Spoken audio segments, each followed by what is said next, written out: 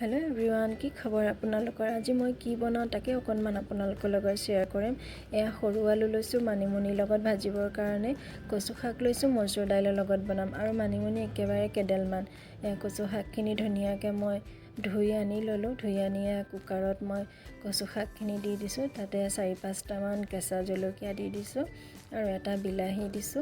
আৰু মচুৰ দাইলখিনিও তাতে দি দিছো আৰু মোৰ ভিডিঅ'বোৰ চাই আপোনালোকৰ কেনেকুৱা লাগিছে কমেন্ট কৰি মোক জনাব আৰু এতিয়া ইয়াতে মই সোৱাদ অনুযায়ী নিমখ দি দিলো আপোনালোকে নিজৰ সোৱাদ অনুযায়ী নিমখ দিব আৰু এতিয়া ইয়াতে মই পানী এড কৰি দিছো আৰু কুকাৰৰ ঢাকনখন লগাই 4-5টা মান চিটি আহিবলৈ দিম আৰু এইখিনি বইল হয় মানে আলু ধুই আনিলো মই ধুই আনি পেলাই ইয়াতে মানিমুনিখিনি কাটি দিছো ইফালে মই কেৰাহী পাতি দিলো তাতে শুকান জলকীয়া দিছো পিয়াজ দিছো ইয়াতে মই আলু আৰু মানিমুনিখিনি ভাজি লম ধুনিয়াকৈ আলু আৰু মানিমুনিখিনি ভাজা হোৱাৰ পিছত মই সালাড এখন বনাম আৰু এয়া মোৰ মানিমুনি আৰু আলু ভাজা হৈ আছে ইফালে মোৰ সালাড ৰেডি এয়া বিট আৰু গাজৰৰ সালাড বনাইছো আৰু এয়া মোৰ মানিমুনি আৰু সৰু আলু ভাজা ৰেডি হৈ গ'ল ইফালে মই কেৰাহী পাতি দিছো ইয়াতে তেজপাত লৈছো শুকান জলকীয়া লৈছো আদা নহৰু পেষ্ট লৈছো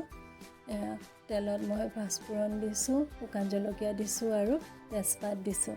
এতিয়া পিচি থোৱা আদা নহৰু পেষ্টখিনি ইয়াতে মই দি দিলো এতিয়া অকনমান সময় এখিনি ভাজিম আৰু বইল হৈ থকা কচু শাকখিনি ইয়াতে দি দিম কচু শাকখিনি ইয়াতে দি দিলো আৰু এতিয়া এইখিনি ধুনিয়াকৈ অকনমান সময় মানে আৰু উতলিবলৈ দিম এটা দুটা উতল অহাৰ পিছতে এইখিনি মই বন্ধ কৰি দিম উতল আহি গ'ল